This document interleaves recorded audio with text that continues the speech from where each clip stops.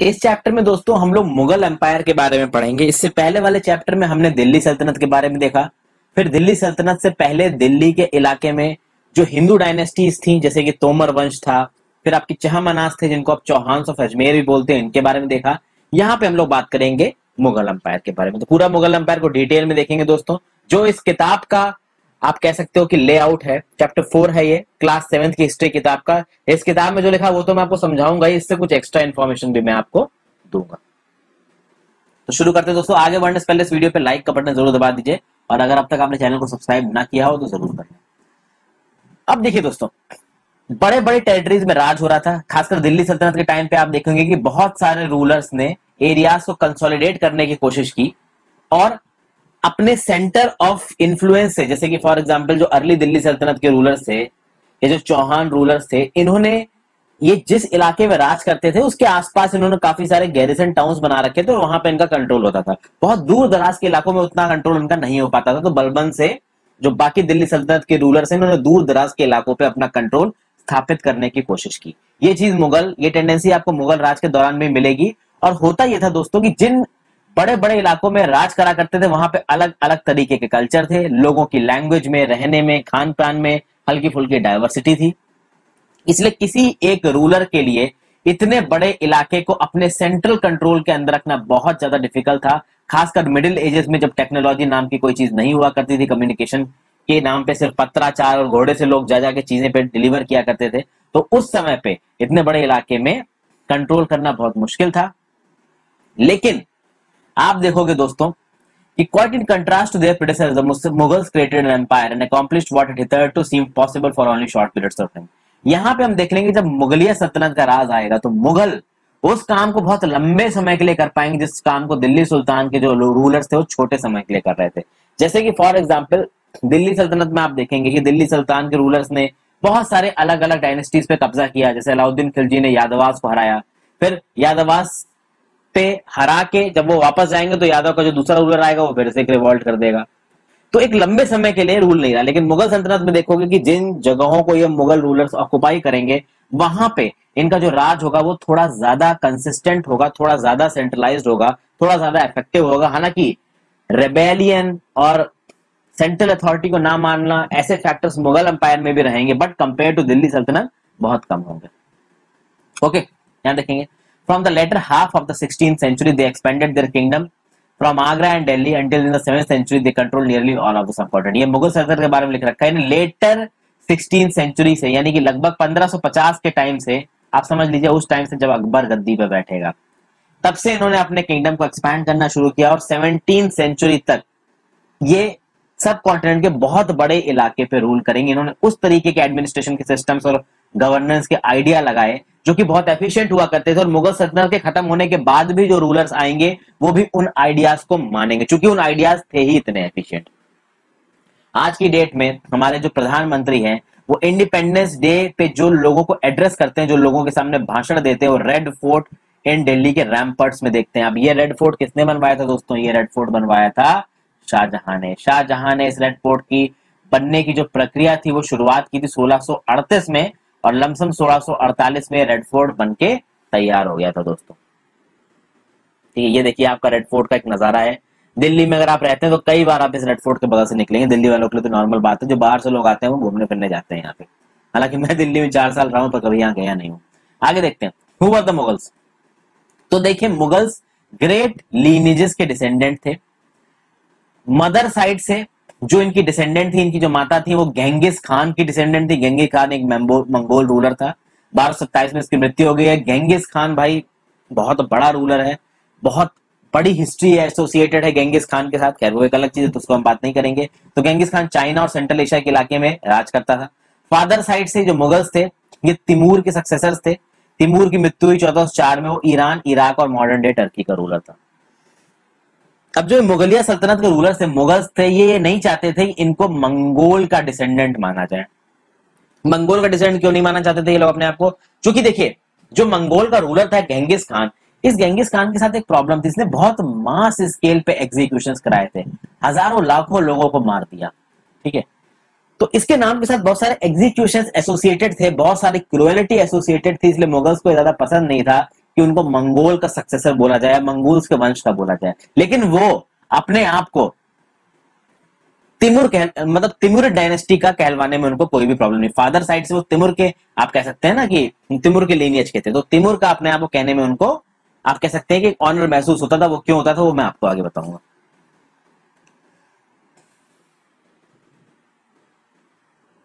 अब यहां देखिए एक मिनिएचर पेंटिंग है दोस्तों, लगभग 1702 1712 की। यहाँ पे तुमर और उसके डिसेंडेंट्स की बात हो रही है। यहाँ पे फोटो में बहुत सारे लोग बैठे हुए हैं, तो ये जो बीच में तिमुर बैठे हुए हैं और यहाँ पे जो लोग बैठे हुए हैं ना दोस्तों, इसमें आपके अकबर भी हैं, शाहजहां भी हैं, आप कह लीजिए जहांगीर भी हैं, औरंगजेब भी हैं, बाबर भी हैं। कहा जाता है कि ये जो बीच में बैठे हैं ये तिमुर है। तिमुर के राइट साइड पे बैठे हैं मीरन शाह। ठीक है, मीरन शाह किसके बेटे हैं? देखिए Timur is in the centre and on his right is his son Miran Shah, तो इसके राइट में ये मीरन शाह है। तो first Mughal emperor Babur great grandfather, तो ये जो मीरन शाह था वो बाबर का ग्रेट ग्रैंडफादर था। और इस मीरन शाह के राइट साइड पे बैठा है अबू सैद। ये अबू सैद भाई बाबर के आप कह सकते हैं ग्रैंडफादर थे। फिर तिमुर के लेफ्ट साइड पे कौन बैठा है? तो तिमुर के लेफ्ट साइड में बैठा है सुल्तान मोहम्मद मिर्जा, जो बाबर के ग्रेट ग्रैंडफादर थे, तो ये बाबर के ग्रेट ग्रैंडफादर थे। उसके आगे उमर शेख जो कि बाबर के फादर थे, ये रहे। फिर the Mughal emperors Babur, Akbar and Shahjahan are third, fourth and fifth individuals on right. तो ये बाबर हैं, ये अकबर हैं, ये शाहजहां हैं। और हुमायूं, जहांगीर, औरंगजेब, तो ये हुमायूं हैं, ये जहांगीर हैं, ये औरंगजेब है। कुल मिला के आप देख पाओगे फ्रेंड्स कि इस फोटो में अब देखिए जो लोगों को साथ में बैठा रखा है, ये पॉसिबल नहीं है कि ये सारे लोग एक समय पे प्रेजेंट हो, एक समय पे जिंदा हो। लेकिन इस मिनिएचर पेंटिंग के थ्रू ये साबित करने की कोशिश की जा रही थी कि जो मुगलिया सल्तनत के रूलर्स थे वो अपने आप को तिमूर से कनेक्ट करते थे। वो अपने आप को ये कहलवाना चाहते थे कि हम तिमूर के डिसेंडेंट्स हैं। समझ गए दोस्तों? इसीलिए आप यहां पे देखोगे दोस्तों कि जितने भी इंपॉर्टेंट मुगल रूलर्स हैं वो सब आपको इस फोटो में दिखेंगे। हालांकि ये सारे मुगल रूलर्स अलग अलग समय में थे, तो ये हो ही नहीं सकता कि ऐसा कभी एक साथ हुआ हो, बट ये फोटो इस बात को दर्शाती है कि ये सारे मुगल एम्परर्स अपने आप को तिमुर का डिसेंडेंट्स बताते थे। ओके, अच्छा, ये जो तिमुरिड डायनेस्टी के जो फाउंडर थे तिमूर, आप कह सकते हो कि इन्होंने दिल्ली को कैप्चर किया था 1398 में। ओके, इसकी कहानी मैंने पहले अपने चैनल पे पढ़ाई है, जाके देखिए, नहीं है तो फिर बाद में भी मैं आपको बताऊंगा। फिलहाल अभी इस चैप्टर के हिसाब से चलते हैं। ओके, मुगल के मिलिट्री कैंपेन्स की बात करेंगे। भैया बाबर पहला मुगल एम्परर था। कब गद्दी पे बैठा? वो 1526 से 1530 समय पे उसका राज था, अगर आप हिंदुस्तान की बात करें। हालांकि 1494 में ये फरगना की थ्रोन पे बैठा था। ये फरगना कहां है? तो ये फरगना पड़ता है friends present day eastern Uzbekistan में। क्या उसको देखने की जरूरत नहीं है। तो 1494 में जब 12 साल का था बाबर, तब वो फरगना की गद्दी पे बैठा। लेकिन ऑब्वियसली बात है उस समय में सेंट्रल एशिया में बहुत सारी ट्राइब्स के बीच में लड़ाई होती रहती, तो मंगोल ग्रुप्स आया। ठीक है, मंगोल ग्रुप्स ने फरगना में अटैक कर दिया। उस चक्कर में बाबर को वहां से छोड़ना पड़ गया। फिर बाबर इधर उधर घूमता रहा और फाइनली उसने काबुल जो कि अफगानिस्तान में था उस पर 1504 में कब्जा कर लिया। इंडिया में वो 1526 में आएगा, दिल्ली के सुल्तान इब्राहिम लोदी को हरा देगा पानीपत में, दिल्ली आगरा पे कर लेगा कैप्चर। टेबल 1 में कुछ मेजर कैंपेन्स दिखाए गए हैं मुगल के। इन कैंपेन्स को एक बार देख लेते हैं हल्का फुल्का अपनी नॉलेज के पर्सपेक्टिव से। ये रहा फ्रेंड्स आपका टेबल 1, मुगल एम्परर के मेजर कैंपेन्स और इवेंट्स हैं यहाँ पे। सबसे पहले आता है आपका बाबर 1526 से 1530। 1526 में इब्राहिम लोदी को हराया और इब्राहिम लोदी कुछ अफगान सपोर्टर्स को पानीपत में। 1527 में हुआ बैटल ऑफ खानवा जिसमें राणा सांगा और कुछ और राजपूत रूलर्स को हराया। 1528 में राजपूत को चंदेरी पे हराया। ठीक है, और अपनी मृत्यु से पहले आगरा और दिल्ली पे पूरी तरीके से इसने कब्जा कर लिया। तो भाई बाबर के बाद कौन आएंगे? तो बाबर के बाद आएंगे हुमायूं। इनका राज आएगा पहले 1530 से 1540 और 1555 से 1556। 1540 से 1555 के बीच सूरी डायनेस्टी रही जो कि शेर शाह सूरी ने स्टैब्लिश की थी। शेर शाह सूरी ने 1540 में हरा दिया हुमायूं को। उसके चलते हुमायूं को ईरान भागना पड़ गया। ईरान में सफाविद डायनेस्टी ने उसको पनाह दी। आगे देखते हैं। तो भाई हुमायूं को जो अपनी इनहेरिटेंस मिली थी, उस इनहेरिटेंस में हुमायूं ने क्या कहा? देखिए मुगल इनहेरिटेंस का एक नियम था। मुगल इनहेरिटेंस में ये नहीं होता था कि जो सबसे एल्डर ब्रदर होगा वो राजा बन जाएगा। मुगल इनहेरिटेंस में जो कुछ भी उनके बाप से बच्चों को मिलेगा वो बच्चों में बराबर बराबर बटेगा। तो इस चीज को हुमायूं ने फॉलो किया और हुमायूं ने अपने भाई मिर्जा कामरान को भी जगह दी राज करने के लिए, ठीक है। लेकिन ये मिर्जा कामरान हुमायूं के साथ मिलकर काम नहीं कर रहा था, इनफैक्ट वो हुमायूं से और ताकत को अपनी तरफ खींचना चाहता था। इसलिए हुमायूं जिनके अगेंस्ट लड़ रहा था, अफगान से अगेंस्ट लड़ रहा था, ये मिर्जा कामरान इस अफगानों से मिल गया, ठीक है। फिर हुआ ये कि 1539 में बैटल ऑफ चौसा और बैटल ऑफ कन्नौज में शेर खान, जिसको आप शेर शाह सूरी भी कहते हो, उसने हुमायूं को हरा दिया 1540 में और उसको ईरान भागना पड़ गया। जब हुमायूं ईरान पहुंचा तो वहां के शाह सफाविद शाह ने उसको पनाह दी और वहीं पे उसकी शादी हुई, वहां पे पैदा हुआ अकबर। वापस जब आएगा हुमायूं तो 1555 में वो फिर से अपने राज को स्थापित करेगा, ठीक है दोस्तों। लेकिन आप देखेंगे कि 1556 में ही उसकी मृत्यु हो जाएगी। आगे आता है भैया सबसे बड़ा शहंशाह मुगल डायनेस्टी का जो था अकबर। 13 साल का था ये जब ये एम्परर बना। 1556 से 1605 में इसने राज किया। बहुत लंबे समय के लिए, लगभग 49 ईयर्स के लिए इसका राज रहा है दोस्तों, बहुत लंबे समय के लिए इसका राज रहा है। इसके राज को लगभग 3 भागों में यहाँ पे बांटा गया है। एक 1556 से 1570। इसमें क्या हुआ, शुरू में जब अकबर बच्चा था तो वो किसके अंडर में था, उसका बैरम खान, आप कह सकते हैं उसका पॉलिटिकल गुरु था। बैरम खान उसके बिहाफ पे रूल कर रहा था, उसका रीजेंट था, और भी बहुत सारे लोग थे उसके डोमेस्टिक स्टाफ में। धीरे धीरे देखेंगे कि अकबर जैसे जैसे बड़ा होगा उसको खुद चीजें समझ में आनी शुरू होंगी, वो एक एफिशिएंट एडमिनिस्ट्रेटर के रूप में उभरेगा और अपने आप को ये जो उनके रीजेंट है बैरम खान और भी जो लोकल कोर्ट पॉलिटिक्स है उससे ऊपर लेके आएगा।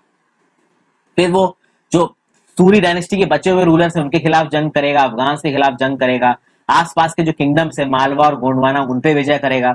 फिर उसके हाफ ब्रदर जिसका नाम था मिर्जा हकीम ने अकबर के खिलाफ आप कह सकते हैं बगावत कर दी, उस रिवॉल्ट को भी वो सप्रेस करेगा। 1568 में वो चित्तौड़ के राज को कब्जाएगा और 1569 में वो रणथंबोर को कब्जाएगा। ये चित्तौड़ और रणथंबोर के ऊपर कब्जा करना आसान नहीं था दोस्तों, अकबर का दिमाग और हालत खराब हो गई थी इन पे कब्जा करने में। फिर आगे देखेंगे 1570 से 1585, इसमें बहुत सारे मिलिट्री कैंपेन्स होंगे गुजरात में। उसके बाद बिहार, बंगाल और उड़ीसा यानी eastern part of the sub continent में भी बहुत सारे आप कह सकते हैं कैंपेन्स होंगे। और इन कैंपेन्स में अकबर के एफर्ट्स को कमजोर कौन करेगा, मिर्जा हकीम, ठीक है। फिर 1585 से 1605 की बात करते हैं दोस्तों। इस समय पे अकबर के एम्पायर का और एक्सपेंशन होगा, तो नॉर्थ वेस्ट में कब्जा किया जाएगा, कांदाहार को सीज किया जाएगा सफाविद से जो कि ईरान की रूलिंग डायनेस्टी थी। कश्मीर पे कब्जा होगा, काबुल पे कब्जा होगा, ठीक है, काबुल पे कब्जा होगा मिर्जा हकीम की मृत्यु के बाद। उसके बाद देखेंगे डेक्कन में भी बहुत सारे कैंपेन्स किए जाएंगे, बेरार, खानदेश और अहमदनगर को एनेक्स किया जाएगा। तो लंबा चौड़ा राज था अकबर का दोस्तों। यहाँ तो एक बस आपको छोटी सी एक कहानी दे दी गई, एक लेआउट दे दिया गया है। अकबर के राज के समय में खास बात देखोगे फ्रेंड्स कि अकबर ने कंसोलिडेट किया चीजों को। जब अकबर गद्दी पे बैठा ना उस समय पे बहुत ज्यादा इलाका मुगल अंपायर के डायरेक्ट कंट्रोल के अंदर नहीं था दोस्तों। अकबर ने उसको एक्सपेंड किया और अपने कह सकते हैं कि एफिशिएंट सबऑर्डिनेट्स के दम पे उसने एक बहुत ही एफिशिएंट एडमिनिस्ट्रेटिव स्ट्रक्चर को डिवाइस किया। काफी सारे उस स्ट्रक्चर के जो आप कह सकते हैं बुनियाद थी वो शेर शाह सूरी के राज से उठाई गई थी। लेकिन अकबर जब बूढ़ा होगा ना दोस्तों तो उसका बेटा उसको बहुत परेशान करेगा, नहीं प्रिंस सलीम उसको बहुत परेशान करेगा। प्रिंस सलीम आगे चल के बनेगा जहांगीर। अब यहां पे जहांगीर का उसको परेशान करना बहुत ज्यादा ऑब्वियस हो जाएगा दोस्तों। देखिए अकबर जब 13 साल का था तब राजगद्दी पर बैठ गया था। जहांगीर की जो पैदा हुआ, जहांगीर 1569 में पैदा हुआ। अब 1605 आते आते अकबर कितने साल का हो जाएगा, तो 1556 में जब गद्दी पे बैठा था अकबर तो 13 साल का था। तो 1605 आते आते 13 + 49 वो हो जाएगा आपका लगभग 62 साल का। तो अच्छा खासा बूढ़ा हो जाएगा। हालांकि 62 साल कोई ज्यादा उम्र होती नहीं, पर उस समय बहुत जंग लड़ा करते थे ये लोग और बीमारी के इलाज भी ज्यादा नहीं थे, तो बहुत ज्यादा समय के लिए लोग जिंदा नहीं रहते थे। जहांगीर को देखोगे कि वो 1569 में पैदा हुआ, तो 1605 आते आते वो भी 36 साल का होगा। तो उसको लगा भाई मैं गद्दी पे कब बैठूंगा, मेरे पिताजी तो 13 साल पे गद्दी बैठ गए, मैं 36 साल का हो गया हूं, अब तक प्रिंस ही बना हुआ, मैं गद्दी पे नहीं बैठा हूं। तो एंड में आप कह सकते हैं कि जहांगीर एकदम रेस्टलेस हो गया। उसको भाई सुल्तान बनना था, इनफैक्ट उसको शहनशाह बनना था, सुल्तान नहीं। इसलिए उसने भी रिवॉल्ट कर दिया अपने बाप के अगेंस्ट में, मुझे राजगद्दी बैठना है। फिर उसके बाद कौन आए, जहांगीर आए। जहांगीर का राज रहा 1605 से 1627 तक, ठीक है। अकबर ने जो मिलिट्री कैंपेन्स किए थे जगहों को हथियाने के लिए वो आपके जहांगीर के समय पे भी चलते रहे। तो मेवाड़ का जो सिसोदिया रूलर था अमर सिंह, उसने मुगलिया सर्विस को ज्वाइन कर लिया, वो मुगल सर्विस में आ गया। उसके बाद कुछ और कैंपेन्स हुए, वो कैंपेन्स पार्शियली सक्सेसफुल हुए। ये कैंपेन्स हुए थे सिखों के अगेंस्ट, अहोम्स के अगेंस्ट और अहमदनगर के अगेंस्ट। फिर आप देखोगे दोस्तों कि जब जहांगीर का अंतिम समय आएगा तो जो उसका बेटा होगा जिसका नाम था प्रिंस खुर्रम, वो प्रिंस खुर्रम आगे चल के शाहजहां बनेगा, ठीक है। और शाहजहां जब वो आगे बनेगा तो प्रिंस खुर्रम भी भाई जहांगीर के अगेंस्ट रिवॉल्ट कर देगा। और आप देखोगे यहाँ पे एक नूरजहां है, ये नूरजहां एक्चुअली में जहांगीर की वाइफ थी। देखिए नूरजहां को जहांगीर बहुत ज्यादा मानता था, इनका नाम था मेहरुनिसा, ठीक है दोस्तों। रूल में नूरजहां काफी मदद करती थी जहांगीर की। कई बार तो ऐसा होता था कि आप कह लीजिए कि कॉइन्स तक पे नाम लिखवाया था जहांगीर ने, किसका, नूरजहां का। जब एंड आ रहा था जहांगीर का, एंड में जब उसकी तबीयत वगैरह खराब रहने लगी थी तो बहुत कोशिश की थी नूरजहां ने कि वो जहांगीर से ज्यादा अपने इन्फ्लुएंस को लेके आ पाए, पर उस चीज में वो सक्सेसफुल नहीं हुई। और जब आप देखोगे दोस्तों कि जहांगीर मरेगा तो नूरजहां राज को ऑक्युपाई करने की कोशिश करेगी, लेकिन उसके एफर्ट को शाहजहां फेल कर देगा, क्योंकि शाहजहां को नूरजहां ऑलरेडी एक कॉम्पिटिटर लगने लगी थी, ठीक है। क्योंकि जहांगीर जब जिंदा था उस समय पे भी एडमिनिस्ट्रेशन में नूरजहां काफी मदद करती थी जहांगीर की। फिर भाई जहांगीर खत्म हो जाएगा, कौन आएगा, शाहजहां आएंगे। शाहजहां का राज रहेगा 1627 से 1658, 31 साल रहेगा इनका राज, अच्छा खासा राज रहेगा इस समय पे। और इस शाहजहां के टाइम पे मैंने आपको बताया था कि 1638 में रेड फोर्ट का बनावट शुरू हुई, 1648 में रेड फोर्ट बनके तैयार हो गया। आप कह सकते हो कि 1643 में ताजमहल पूरा बनके तैयार हुआ। तो बहुत सारी कंस्ट्रक्शन हुई है शाहजहां के टाइम पे। फिर शाहजहां के टाइम में भी डेक्कन में भाई मुगल कैंपेन्स को चालू रखा गया। इस समय पे जो अफगान नॉबल था मुगल्स का, खान जहान लोदी, उसने भाई रेबेल कर दिया, अपने आप को इंडिपेंडेंट डिक्लेयर कर दिया, लेकिन मुगलिया सल्तनत ने उसको हरा के फिर से उसके इलाके पे कब्जा कर लिया। बहुत जगहों पे कैंपेन्स लॉन्च किए गए, अहमदनगर पे कैंपेन लॉन्च किया गया, बुंदेलास को हराया गया, ओरछा नाम की जगह को सीज किया गया, नॉर्थ वेस्ट में बल्ख को सीज किया गया उज्बेक से। बल्ख को एक्चुअली में उज्बेक से सीज करने की कोशिश की गई, पर इसमें सक्सेसफुल नहीं हुआ शाहजहां, ठीक है। और सफाविद ने मुगलिया डायनेस्टी को हरा के कांदाहार को वापस ले लिया। कांदाहार को पहले जीता था, अभी थोड़ी देर पहले बताया कि कांदाहार को अकबर में जीता, लेकिन इस कांदाहार को सफाविद ने वापस ले लिया, किसके ड्यूरेशन के दौरान, शाहजहां के दौरान। 1632 में अहमदनगर को फाइनली एनेक्स किया गया। तो इस तरीके की चीजें चल रही थी दोस्तों।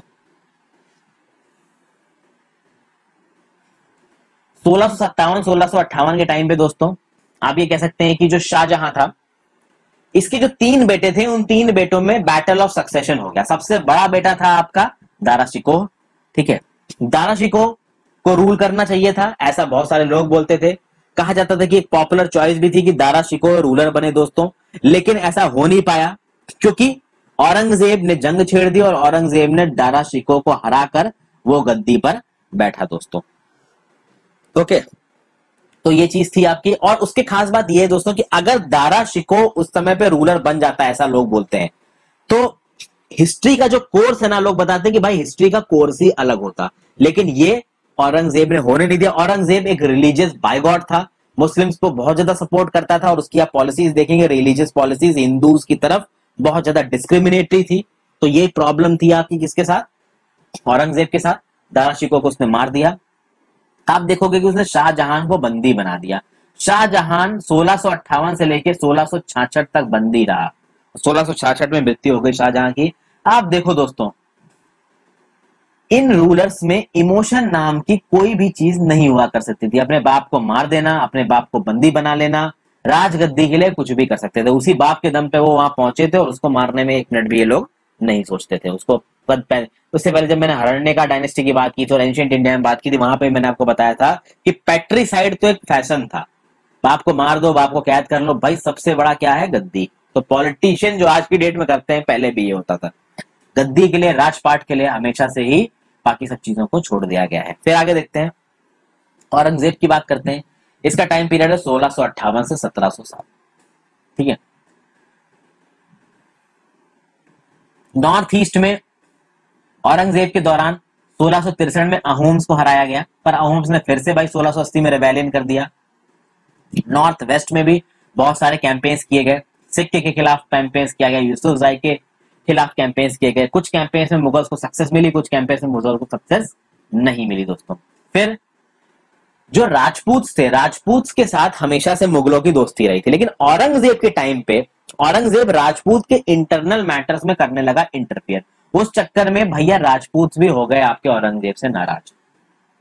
फिर मराठा चीफ्टेन द ग्रेट शिवाजी की बात हो तो द ग्रेट शिवाजी को औरंगजेब ने मिलने के लिए बुलाया। शिवाजी औरंगजेब से मिलने के लिए आगरा गए, वहां पे शिवाजी की करी बेइज्जती औरंगजेब ने। इसके चक्कर में शिवाजी नाराज हो गए और औरंगजेब ने बंदी बना लिया था शिवाजी को। इतने आप कह सकते हैं कि कनिंग थे शिवाजी, इतने बोल्ड थे, इतने डेयरिंग थे कि भाई आगरा में औरंगजेब की नाक के नीचे से निकल गए, औरंगजेब को पता ही नहीं चला। और बाद में शिवाजी ने अपने आप को इंडिपेंडेंट किंग डिक्लेयर किया। और भैया उसके बाद तो जो औरंगजेब को परेशान किया है ना शिवाजी ने, ये सबको पता है। अनफॉर्चुनेटली शिवाजी की डेथ हो गई 1680 में, औरंगजेब 1707 में मारा जाके। ओके, यहां पे जो औरंगजेब का बेटा था ना प्रिंस अकबर, उसने भाई औरंगजेब को बहुत परेशान किया। इसकी एक कहानी है, कहानी मैं आपको सुनाता हूं। 1681 में प्रिंस अकबर ने एक प्लान बनाया राजपूत प्रिंसेस के साथ मिलकर। राजपूत प्रिंसेस एक्चुअली में औरंगजेब से हो चुके थे बहुत परेशान। तो राजपूत प्रिंसेस ने प्रिंस अकबर से कहा कि देखिए जो आपके पिताजी कर रहे हैं सही नहीं है। आपके जो ग्रेट ग्रैंडफादर्स थे, अकबर थे, जहांगीर थे, शाहजहां थे, इन लोगों ने हमसे हमेशा बना के रखी और आपके फादर हमारे इंटरनल मैटर्स में इंटरफेयर करते हैं। तो हम आपके फादर का रूल नहीं चाहते, हम आपको गद्दी बैठाएंगे, आप अपने फादर के खिलाफ बगावत कर दो। तो प्रिंस अकबर ने औरंगजेब के खिलाफ कर दी बगावत। तो हुआ ये कि प्रिंस अकबर की जो टुकड़ी थी, सेना थी, उसके साथ राजपूतों की बहुत सारी टुकड़ी मिली और उन्होंने किया औरंगजेब पे अटैक।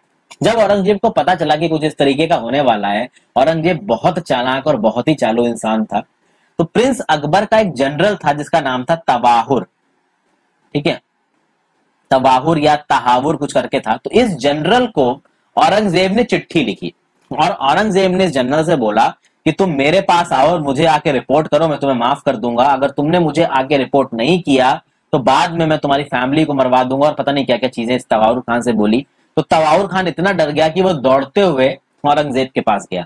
जब वो औरंगजेब के टेंट के बाहर पहुंचा तो औरंगजेब के गार्ड से उसकी कुछ बहस हुई और उसमें तवाहुर खान मारा गया। औरंगजेब ने एक और चाल चली, औरंगजेब ने एक लेटर लिखा किसको, अपने बेटे अकबर के नाम पे। और औरंगजेब ने उस लेटर में लिखा कि वाह बेटा अकबर, हमारी चाल सक्सेसफुल हो गई है, इन राजपूत रूलर्स को हम साथ में लेके आ पा रहे हैं और एक जगह इन राजपूत रूलर्स को हम जमा करेंगे और इनको मार देंगे। औरंगजेब ने जबरदस्ती ये लेटर अकबर के नाम लिखवाया था ताकि इस लेटर को वो राजपूत रूलर्स पढ़ें। जैसे ही ये लेटर उस राजपूत रूलर्स के हाथ में पड़ा, उन राजपूत रूलर्स ने इस लेटर को पढ़ा तो उनको लगा कि औरंगजेब उनको उल्लू बना रहा है। इस बात को क्लैरिफाई करने के लिए जब ये राजपूत रूलर्स अकबर खान के पास गए, ठीक है ना, ये जो अकबर था इनका बेटा था प्रिंस अकबर, तो अकबर के पास जब ये पहुंचे तो वहां पे देखेंगे कि तहावुर खान गायब है। जब देखेंगे कि तहावुर खान गायब है, उस समय पे इन राजपूत रूलर्स को डाउट हो जाएगा, इनको लगेगा कि सही में भाई ऐसी कोई चाल बनाई गई है, इसलिए ये सारे राजपूत रूलर्स धीरे धीरे करके अकबर को छोड़ के चले जाएंगे। अकबर एक दिन देखेगा कि भाई सारे राजपूत जो उसके सपोर्टर्स थे वो भाग चुके हैं और उसकी जो 12,000 की आर्मी थी वो धीरे धीरे करके औरंगजेब की तरफ शिफ्ट हो रही। तो यहाँ पे अकबर भी भाग जाएगा और उसका रिबेलियन खत्म हो जाएगा। आप देखोगे दोस्तों यहाँ पे किस तरीके से औरंगजेब ने अपने दिमाग से, अपने क्राफ्टीनेस से इतनी बड़ी प्रॉब्लम को होने से बचा लिया। ये एक कहानी है दोस्तों। फिर जब अकबर के रेबेलियन को दबा दिया औरंगजेब ने, तो भाई उसने फिर डेक्कन सल्तनत में अपनी आर्मी भेजी। उसने बीजापुर को एनेक्स किया 1685 में, गोलकोंडा को एनेक्स किया 1687 में।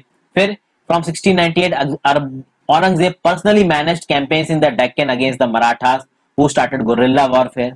तो मराठास भाई गुरिल्ला वॉरफेयर से बहुत तगड़े थे, पहाड़ों में और जंगलों में छुप जाया करते थे और एकदम से निकल निकल के मार के फिर से छुप जाया करते थे।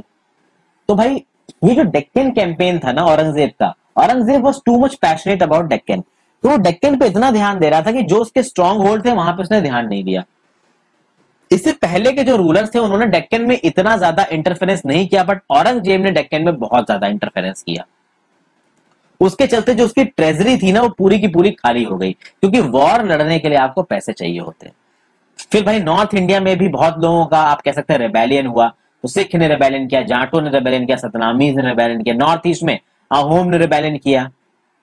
और मराठा तो रेबेलियस थे ही डेक्कन में भाई, ये सब इनके राज को मान नहीं रहे थे। ओके, और जब औरंगजेब की मृत्यु होगी 1760 में, तो फिर इसके बेटों के बीच में लड़ाई हो जाएगी, कौन राज करेगा कौन राज करेगा इस बात के ऊपर। ठीक है, यहाँ पे मिलिट्री कैंपेन्स दिखा रखे हैं अकबर और औरंगजेब के। आप देख सकते हैं जितना भी शेडेड इलाका है, ये शेडेड इलाका एक टाइम पे मुगलिया सल्तनत का इस पे राज हुआ करता था। आप समझ लीजिए कितना बड़ा इलाका है ये। नॉर्दर्न इंडिया पूरा ही नजर आ रहा है वहां पे, पाकिस्तान का एक बहुत बड़ा हिस्सा और थोड़ा बहुत अफगानिस्तान का हिस्सा भी इस राज में नजर आ रहा है। अब यहाँ पे देखोगे दोस्तों, जो सक्सेशन के ट्रेडिशंस थे मुगल्स के दौरान, उसमें क्या प्रॉब्लम थी। देखिए, Mughals did not believe in the rule of primogeniture. Primogeniture का रूल क्या बोलता था कि भाई बाप का सबसे बड़ा बेटा राजा बनेगा, नहीं।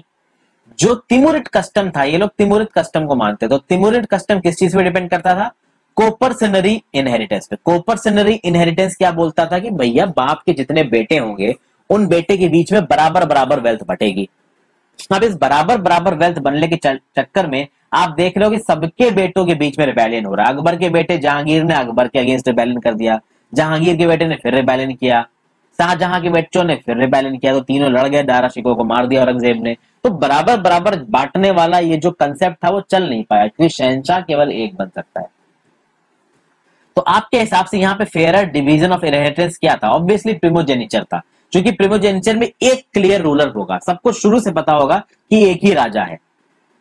ठीक है, बट ऐसा कुछ था नहीं, सबके अपने अपने, आप कह सकते हैं कि सबका अपना अपना पैशन था, सबकी अपनी अपनी चाह थी शहंशाह बनने की, और एंड में जो ज्यादा एफिशिएंट होता था, जो चीजों को मैनेज कर लेता था, वो शहंशाह बन जाता था, जैसे कि आप दारा शिकोह औरंगजेब के केस में देखेंगे। फिर एक और आप कह सकते हैं कि कस्टम चला था, Mughal marriages with the Rajput का।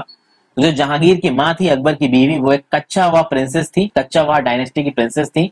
ये राजपूत रूलर थे, कच्छावा अंबेर के, मॉडर्न डे जयपुर को उस समय पे अंबेर कहा जाता था। ठीक है, उसी तरीके से देखोगे शाहजहां की जो माँ थी वो एक राठौड़ प्रिंसेस थी, वो भी राजपूत लेडी थी एक। तो मुगल्स के हिंदू रूलर्स के साथ मैरिटल रिलेशंस भी थे। आगे देखेंगे Mughal relations with other rulers, table 1/1 को फिर से देखिए, आगे देखेंगे आप। देखिए, मुगल रूलर्स हमेशा से डायरेक्टली उन रूलर्स के अगेंस्ट अटैक कर रहे थे, कैंपेन कर रहे थे जो उनकी अथॉरिटी को नहीं मान रहे थे। बहुत सारे रूलर्स ऐसे थे जिन्होंने वॉलंटरली सबमिट कर दिया मुगल्स के सामने, क्योंकि उनको पता था कि अगर हम वॉलंटरली मुगल्स को सबमिट कर देंगे तो मुगल्स हमको रूल करने का एक मौका दे देंगे। और ऑब्वियसली बात है, इन सबको पता था कि मुगल्स इतने ज्यादा ताकतवर हो चुके हैं कि इनसे लड़के जीता नहीं जा सकता। राजपूत से बहुत अच्छे एग्जाम्पल थे इसके, वो तो अपनी बेटी भी ब्याह देते थे वहां पे, क्योंकि उनको चाहिए थी हाई हाई पोजीशंस। ये हाई पोजीशंस क्या होता था, बड़ा मनसबदार होना। अभी मनसबदार का कंसेप्ट भी देखेंगे, लेकिन कुछ रूलर्स ऐसे भी थे जिन्होंने माना नहीं। तो भाई रणथंबोर के रूलर ने भाई बकायदे जंग लड़ी, और जंग हारने के बाद ही उसने सबमिट किया किसके सामने, अकबर के सामने। फिर मेवाड़ के जो सिसोदिया राजपूत थे, इन्होंने भी मुगल अथॉरिटी को लंबे समय के लिए नहीं माना। जब ये हार गए मुगल अथॉरिटी से, तब मुगल्स ने उसके बाद भी इनको ऑनरेबली ट्रीट किया। ऑनरेबली ट्रीट करने के बाद इनको लैंड्स, इनको एज वातन वापस कर दिया, वतन जागीर बोला गया उसके बीच में। यानी कि यहाँ पे मुगल एम्परर्स की एक खास बात थी, मुगल एम्परर्स अपोनेंट्स को हरा रहे थे, और अपोनेंट्स को हराने के बाद उनको ह्यूमिलिएट नहीं कर रहे थे। इनफैक्ट उनसे कह रहे थे कि आप हमारे लैंडलॉर्ड टाइप के बन जाओ, हमारे वतन जागीर बन जाओ, और अपने लैंड्स पे आप ही रूल करो ऑन आवर बिहाफ, क्योंकि शहंशाह तो एक ही होगा जो कि मुगल एम्परर है। तो हारने के बाद अगर ऐसा ऑफर किसी भी रूलर को दिया जाएगा, राजपूत रूलर को या किसी भी रूलर को, तो ऑब्वियसली वो एक्सेप्ट कर लेगा। तो ये होता था उस समय पे। लेकिन इस ट्रेंड को तोड़ने वाला एक पर्सन था जो कि था औरंगजेब। औरंगजेब ने इस ट्रेंड को तोड़ा। औरंगजेब को मौका मिला था कि वो शिवाजी के साथ एक पैक्ट कर ले, लेकिन औरंगजेब ने शिवाजी को आगरा में बुला के उनकी बेइज्जती करी। इसके चलते शिवाजी औरंगजेब को चकमा देख के आगरा से भाग गए। उसके बाद शिवाजी ने औरंगजेब को बहुत परेशान किया। 1680 में जाके शिवाजी की मृत्यु होगी, लेकिन औरंगजेब को रुला मारा उन्होंने, इतनी प्रॉब्लम क्रिएट की। आगे देखते हैं, मनसबदार्स और जागीरदार्स की बात करते हैं। जैसे जैसे एम्पायर बड़ा हो रहा था मुगलों का, वैसे वैसे बड़े बड़े एरियाज उनकी जगह पे आ रहे थे। जैसे जैसे बड़े बड़े एरियाज उनके कंट्रोल में आ रहे थे, अलग अलग रेस के लोगों को, अलग अलग कह सकते हैं कि डाइवर्स बॉडीज ऑफ पीपल आ रहे थे इनकी नोबिलिटी में। तो भाई शुरू में जब ये मुगलिया सल्तनत शुरू हुई थी तो टर्किश नॉबल्स थे, उसके बाद भाई कुछ ईरान के भी ऑफिसर्स आए इनके एडमिनिस्ट्रेशन में, इंडियन ऑफिसर्स तो थे ही, मुस्लिम्स थे, अफगान्स आए, राजपूत तो थे ही, मराठा भी आए, बहुत सारे ग्रुप्स इनकी सर्विस में आ गए। और जो लोग भी मुगल की सर्विस में आते थे उनको एक उपाधि दी जाती थी, उपाधि थी मनसबदार। मनसबदार क्या होता है? मनसबदार एक ऐसा इंडिविजुअल है जिसको एक मनसब दी गई है, एक डेजिग्नेशन दिया गया है, एक पोजीशन दी गई है, एक रैंक दी गई है, एक औकात दी गई है। अब उस रैंक में भी बहुत सारी हायरार्की थी, होता है ना गवर्नमेंट में, नीचे इंस्पेक्टर है, ऊपर कमिश्नर है, तो इस तरीके की उस समय पे बहुत हायरार्कीज हुआ करती थी, रैंक थी। उस रैंक के हिसाब से उनकी सैलरी यानी इनको कितना पैसा मिलेगा ये फिक्स था, और उनकी रिस्पॉन्सिबिलिटी फिक्स थी। और उनकी रैंक और उनका पैसा डिपेंड करता था एक चीज पे, और इस चीज को आप बोलते थे जाट। जितना बड़ा जाट होगा उतना ही इंपॉर्टेंट वो नोबल, वो इंडिविजुअल होगा मुगल कोर्ट में, और उतने ही ज्यादा उसको मिलेंगे पैसे।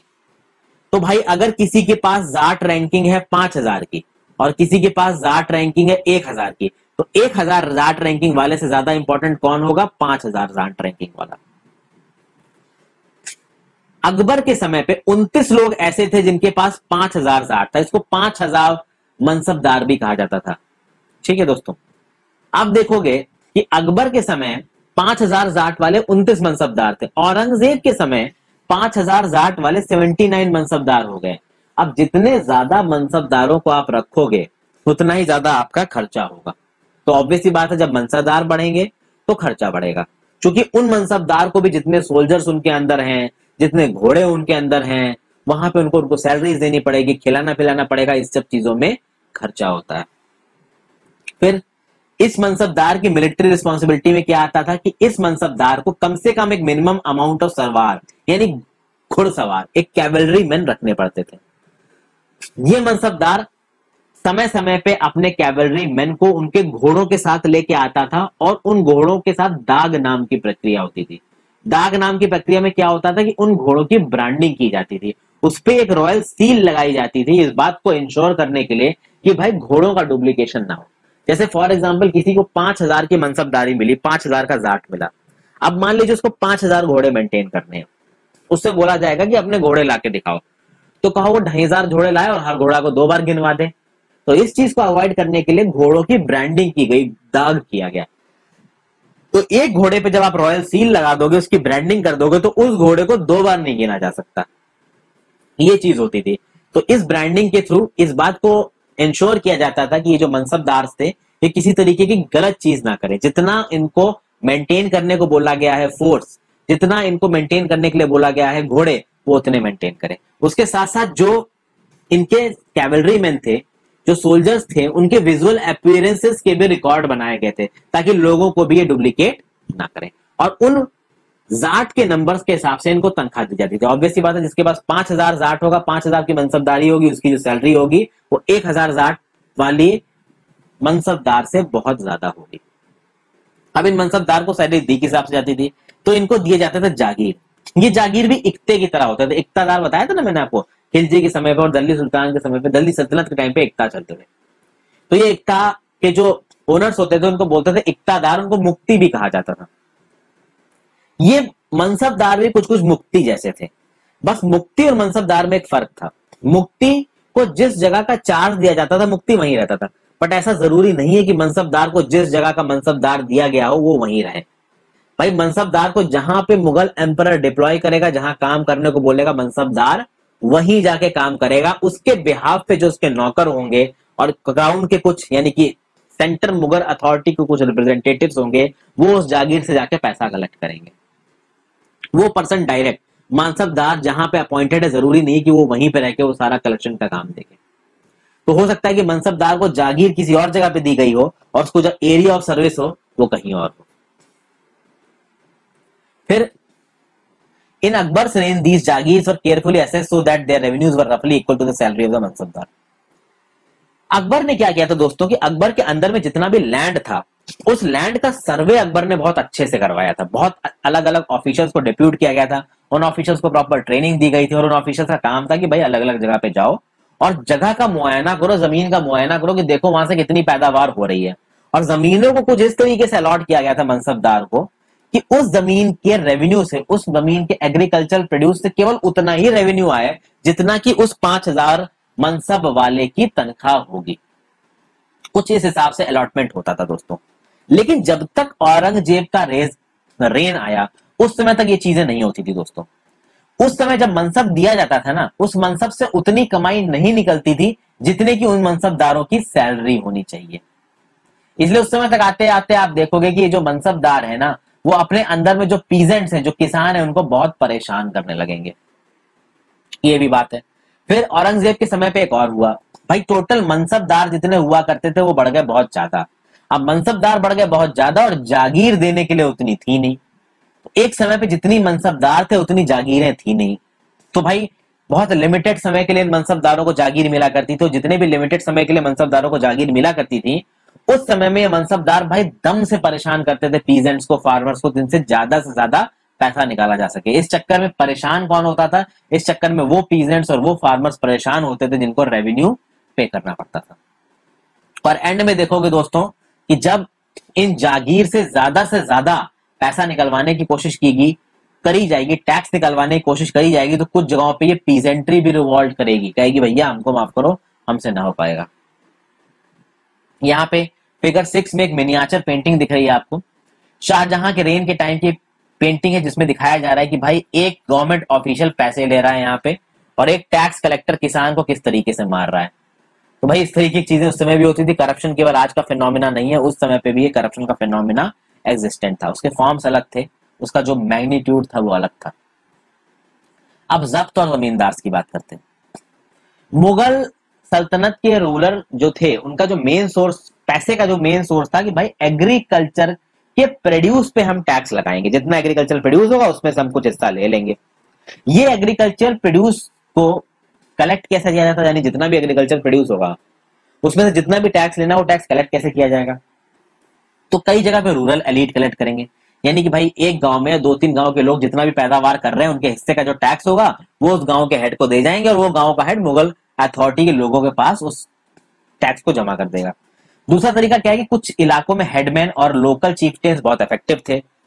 इनके लिए मुगलों ने एक नाम दिया था, नाम था जमींदार। ये जमींदार नाम आपका अंग्रेजों के समय तक रहेगा, आज भी बहुत जगहों पे जमींदार होते हैं।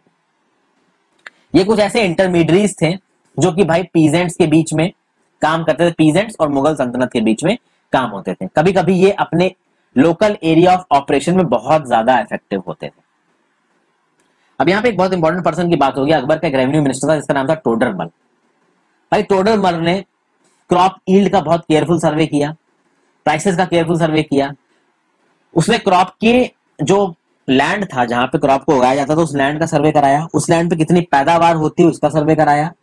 तो भाई जो फर्टाइल लैंड से उनको एक अलग कैटेगरी में रखा, जो इनफर्टाइल लैंड से उसको एक अलग कैटेगरी में रखा, जिन लैंड्स पे कोई प्रोडक्शन हो ही नहीं रहा उनको एक अलग कैटेगरी में रखा। उसके हिसाब से पैदावार के डाटा को फिक्स किया और उसके हिसाब से टैक्स को फिक्स किया गया।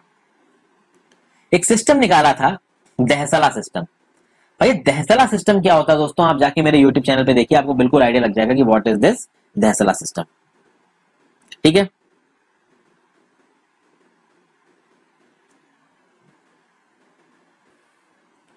तो मुगल रूल के दौरान जो प्रोविंसेस थी मुगल्स की, वो अलग अलग रेवेन्यू सर्कल्स में बटी थी, और उन अलग अलग रेवेन्यू सर्कल्स में जो रेवेन्यू रेट्स थे, जो टैक्स कलेक्शन के रेट्स थे, वो भी अलग अलग थे।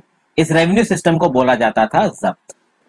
अच्छा, ये रेवेन्यू के रेट्स केवल उन प्रोविंसेस में, केवल उन जमीनों में फिक्स किए गए थे जहां पे जमीन का प्रॉपर सर्वे कराया गया हो। और इस तरीके के जो सर्वे थे वो गुजरात बंगाल में एक्चुअली नहीं हो पाए थे, इसलिए वहां पे ये सिस्टम एक्टिव नहीं था। फिर बहुत सारे ऐसे इलाके थे जहां जमींदार बहुत ताकतवर हुआ करते थे, तो कभी कभी जो मुगल एडमिनिस्ट्रेटर्स होते थे जो कि ग्राउंड लेवल पे काम करते थे, उनकी जमींदारों के साथ झड़प हो जाती थी। तो कभी कभी जमींदार बोल देते थे भैया हम मुगल सल्तनत को नहीं मान रहे। कभी कभी कास्ट के बेसिस पे ये जमींदार और पीजेंट्स एक दूसरे के साथ मिल जाया करते थे और मुगल अथॉरिटी के अगेंस्ट में रिवोल्ट कर देते थे। और उसके बाद देखेंगे कि कई बार मुगल अथॉरिटी ने इनको क्रश भी कर दिया। लेकिन जैसे जैसे आप मुगल अंपायर के एंड की तरफ पहुंचेंगे, वैसे वैसे आप देखेंगे कि जो सेंट्रलाइज्ड मुगल रूल है वो कमजोर होता जाएगा, और जैसे जैसे सेंट्रल अथॉरिटी कमजोर होती जाएगी वैसे वैसे रीजनल अथॉरिटीज ताकतवर होती जाएंगी, वो मुगल अथॉरिटी को मानेंगे ही नहीं। यहाँ पे 2 किताबों की बात होगी, एक है अकबरनामा, एक है एन अकबरी। अकबर ने अपने एक बहुत क्लोज फ्रेंड और उसके कोर्ट में जो एक सबसे इंपॉर्टेंट पर्सन था अबुल फजल से कहा कि भाई मेरा जो राज है इसके समय की हिस्ट्री को लिखो। तो अबुल फजल ने 3 वॉल्यूम लिखा हिस्ट्री का, जिसका नाम दिया अकबरनामा। पहले वॉल्यूम में अकबर के सारे एंसेस्टर्स का नाम लिखा गया, दूसरे वॉल्यूम में अकबर के रेन के दौरान क्या क्या हुआ उसको लिखा गया, और तीसरे वॉल्यूम में अकबर के रेन के दौरान जो एडमिनिस्ट्रेशन था, घरों में हालत कैसी हुआ करती थी, रेवेन्यू किस हिसाब से कलेक्ट होते थे, आर्मी कैसे काम करती थी, उसकी ज्योग्राफी क्या थी, ये सब चीजें लिखी गई। आज की डेट में हम जो अकबर के राज के बारे में इतना डिटेल में पढ़ते हैं ना, वो सब एक मेजर इंफॉर्मेशन हमको इस अकबरनामा से भी लिखी है। इनफैक्ट उस समय पे लोगों के ट्रेडिशंस, लोगों के कल्चरल, लोगों की रिलीजियस लीनिंग्स, इन सब के बारे में भी इस अकबरनामा में लिखा गया है। अब अकबर की पॉलिसी के बारे में देखते हैं। देखिए, तो भाई अकबर का जो एडमिनिस्ट्रेशन था, one of the most efficient माना जाता है मुगल एम्पायर में। इसी एडमिनिस्ट्रेशन को आगे के मुगल एम्प्रेस ने भी फॉलो किया। आप देखोगे कि इस एडमिनिस्ट्रेशन टैक्टिक से जब डिविएट करेगा औरंगजेब को प्रॉब्लम आएगी। अकबर की जो एडमिनिस्ट्रेशन की पॉलिसीज थी, उसको बहुत इलेबोरेटली अबुल फजल ने अकबरनामा में लिखा है, और अकबरनामा का ही आखिरी वॉल्यूम है एन ए अकबरी। एन ए अकबरी में इस एडमिनिस्ट्रेशन पे ज्यादा फोकस किया गया है। अबुल फजल ने बताया कि जो अकबर का राज बहुत सारी प्रोविंसेस में बटा हुआ था, इन प्रोविंसेस को नाम दिया गया सूबास। हर सूबा में एक सूबादार होता था, जो कि मिलिट्री फंक्शंस को भी टेकअप करता था, पॉलिटिकल फंक्शंस को भी टेकअप करता था। उसी तरीके से हर प्रोविंस का एक फाइनेंशियल ऑफिसर हुआ करता था, यानी कि पॉलिटिकल मिलिट्री फंक्शंस करने वाला एक सूबादार, और एक फाइनेंशियल ऑफिसर जिसको बोला गया दीवान, वो केवल पैसे की चीजों को देखेगा। अगर एक प्रोविंस में पीस एंड ऑर्डर को मेंटेन करना है, तो सूबादार की मदद करने के लिए बहुत से दूसरे ऑफिसर्स होते थे, जैसे कि मिलिट्री पे मास्टर होते थे, जिनको बोला जाता था Bakhshi. Minister in charge of religious and charitable patronage होता था, जिसका नाम होता था सदर। मिलिट्री कमांडर्स थे, जिसका नाम था फौजदार, और टाउन पुलिस कमांडर थे, जिसका नाम था कोतवाल। ये सब अपने नोट्स में नोट कर लीजिए, ये पूछा जा सकता है, ये एनसीईआरटी के इंपॉर्टेंट फैक्ट्स हैं।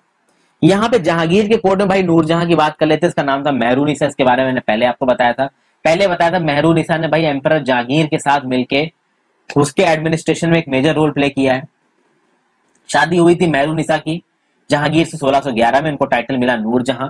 बहुत लॉयल थी ये मोनार्च को, और चूंकि जहांगीर इनको बहुत मानते थे, इसीलिए एडमिनिस्ट्रेशन में इनकी काफी सारे बातें भी सुनते थे। कुछ सिल्वर कॉइन्स बनाए गए जहांगीर के रेन के दौरान, जिसपे एक तरफ जहांगीर का नाम था और दूसरी तरफ भाई क्वीन नूरजहां का नाम था। यहाँ पे एक डॉक्यूमेंट नजर आ रहा है। ये जो डॉक्यूमेंट है, इसका फरमान इशू किया हुआ है। ये एक फरमान है जिसको इशू किसने किया है? नूरजहां ने इशू किया है। यहाँ पे जो स्क्वायर सील आपको नजर आ रही है, ये वाली जो स्क्वायर सील है, इसको बोला जाता है command of her most sublime and elevated majesty Nurjahan Padshah Begum. यानी कि ये सील ये बोल रही है कि भैया ये जो कमांड है, ये कमांड किसने इशू की है? तो नूरजहां ने इशू की है। ओके, तो ये चीजें यहाँ पे आपको दोनों के सिग्नेचर्स दिख जाएंगे भाई। आपको यहाँ पे बादशाह का भी सिग्नेचर दिखेगा और नूरजहां का भी सिग्नेचर दिखेगा। दो चीजें देखते हैं, एक चीज है डॉगमा, एक चीज है बाइगॉट। क्या होता है डॉगमा, क्या होता है बाइगॉट? डॉगमा है a statement or an interpretation declared as authoritative with the expectation that it would be followed without question। यानी कि एक ऐसा इंटरप्रिटेशन, एक ऐसा स्टेटमेंट जिसको नॉर्मल कर माना जाता हो ऑथोरिटेटिव, यानी कि अगर वो एग्जिस्ट करता है, डॉगमा है मतलब वो अथॉरिटेटिव है, यानी उसमें जो कुछ भी लिखा है वो बिल्कुल सही है, और जितने भी लोग वहां पे हैं उनसे एक्सपेक्ट किया जा रहा है कि वो उसको बिना किसी सवाल जवाब के माने, तो इसको बोला जाता है डॉगमा। तो डॉगमा ऑब्वियस सी बात है किसी रीजनड थिंकिंग को, किसी लॉजिकल थिंकिंग को प्रमोट नहीं करेगा। वहीं पर बाइगॉट क्या है? Bigot is an individual who is intolerant of another persons religious believes और कल्चर। ये एक ऐसा इंडिविजुअल है जो किसी दूसरे पर्सन के रिलीजियस बिलीफ या कल्चर पे पूरी तरीके से नहीं मानता, कह सकते इनटॉलरेंट है। जैसे होता है ना कि मान लीजिए एक रिलीजन R1 का पर्सन दूसरे रिलीजन R2 के पर्सन से नफरत करता है, और वो इतने ज्यादा नफरत करता है कि R2 के रिलीजन की किसी भी बात को नहीं मानता, उसको हर तरीके से दबाने की कोशिश करता है। तो R1 को आप बोलोगे रिलीजियस बाइगॉट। क्यों? क्योंकि वो R2 की तरफ बिल्कुल भी टॉलरेंस नहीं दिखा रहा है। तो ये होता है बाइगॉट।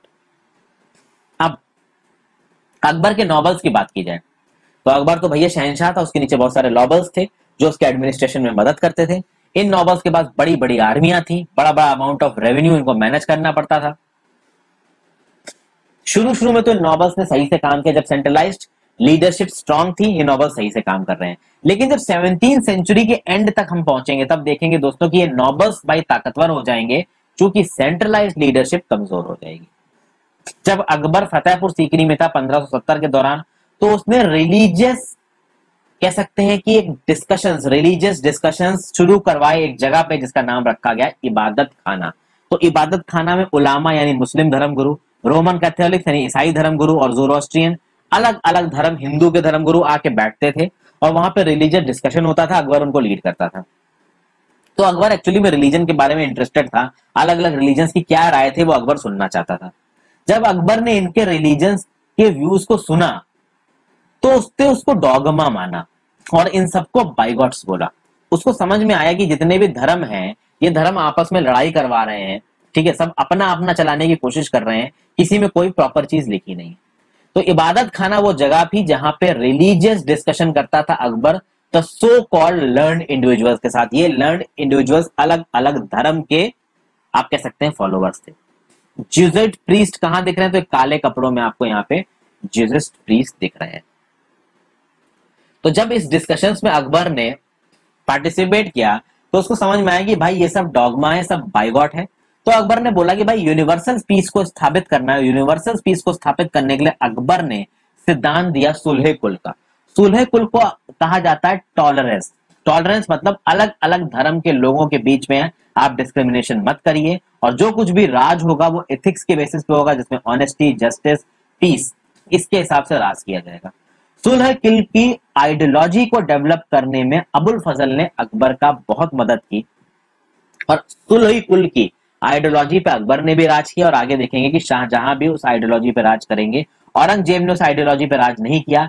एक्चुअली सुलह कुल को एक रिलीजन के टर्म्स में अकबर फैलाना चाहता था। अकबर चाहता था कि लोग इस रिलीजन को फॉलो करें, बट अकबर एक धर्मगुरु नहीं था, तो ऑब्वियस सी बात है ये सुलह कुल ज्यादा चल नहीं पाया। जो अकबर के पास पड़ोस के लोग थे, जो उसके बिल्कुल करीबी थे, जैसे अबुल फजल हो गए, टोडरमल हो गए, इन सब ने तो इसको माना, बाकी सब लोगों ने इसको नहीं माना। अच्छा, टोडरमल की अगर बात की जाए तो टोडरमल अकबर के पूरे रेन में नहीं रहे हैं। टोडरमल की मृत्यु हो गई थी 1589 में, तो फॉर होल टाइम टोडरमल नहीं रहे थे अकबर के साथ।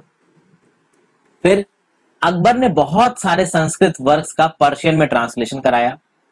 उसके लिए उसने एक मकताब खाना खोला, जिसको आप ट्रांसलेशन डिपार्टमेंट या ट्रांसलेशन ब्यूरो भी बोल सकते हैं।